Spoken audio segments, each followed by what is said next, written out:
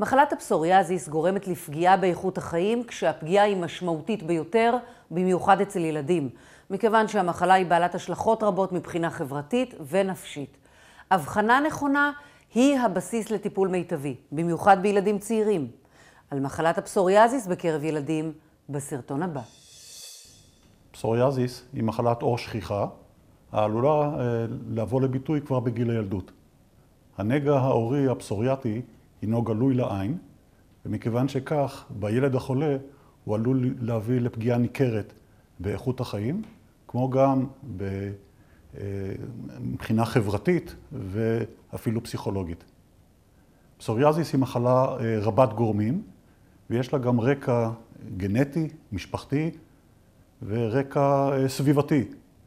הרקע המשפחתי שכיח במיוחד בפסוריאזיס מופיע בגיל הילדות, וגם הרקע הסביבתי, כמו זיהומים חיידקיים סטרפטוקוקליים של דרכי הנשימה העליונות, פגיעה בעור או מצבי מתח, כולם שכיחים במיוחד בפסוריאזיס של גיל הילדות.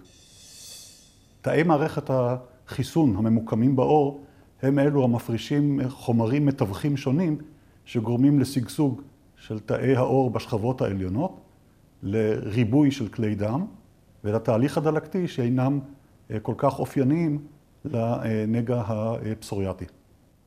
בשנים האחרונות אנחנו עדים לעלייה בשכיחות של פסוריאזיס באוכלוסייה הכללית, כמו גם בפסוריאזיס של גיל הילדות, ואנחנו גם רואים עלייה בשכיחות המחלה ככל שהגיל עולה. הצורה השכיחה של פסוריאזיס הינה זו הרבדית, הפוגעת בעיקר באזורים הפושטים בידיים ובגב, אבל ניתן בהחלט להבחין בשכיחות גבוהה בפסוריאזיס המערבת את הקרקפת, פסוריאזיס של אזורי הכפלים ונגיעות הציפורניים. עלייה במשקל והשמנת יתר הינם שכיחים בחולי פסוריאזיס ומעלים את חומרתה. את הקשר הזה אנחנו רואים גם בפסוריאזיס של גיל הילדות, מה שמעלה את ההכרה שלנו בשנים האחרונות בחשיבות של שמירה על אורח חיים בריא. הטיפול בפסוריאזיס למעשה נועד לשפר את איכות החיים ואת ביטויי המחלה. הילד חולה הפסוריאזיס יטופל בתחילה בטיפולים מקומיים. במידה וטיפולים אלה ייכשלו, יעבור לטיפול של פוטותרפיה, שזה טיפולים בחשיפה לקרינת אור אולטרה סגול, ובמידה וגם טיפול זה ייכשל, יעבור לטיפולים סיסטמיים שונים. למרבה המזל, מרבית הילדים הסובלים מפסוריאזיס מגיבים כבר לטיפול המקומי.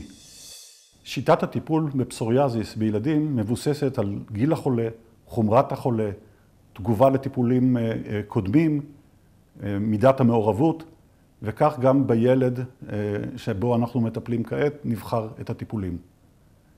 לסיכום חשוב לציין, אנחנו עוסקים בטיפול במחלה שכיחה, מחלת עור שכיחה עם פגיעות רבות, שאנחנו יודעים לטפל בה, לשפר את איכות החיים, להכניס את החולים לתקופות הפוגה, לפעמים אפילו לתקופות ארוכות של הפוגה, אבל המחלה נשארת והחולה יזדקק לטיפולים חוזרים במהלך חייו במחלה זו.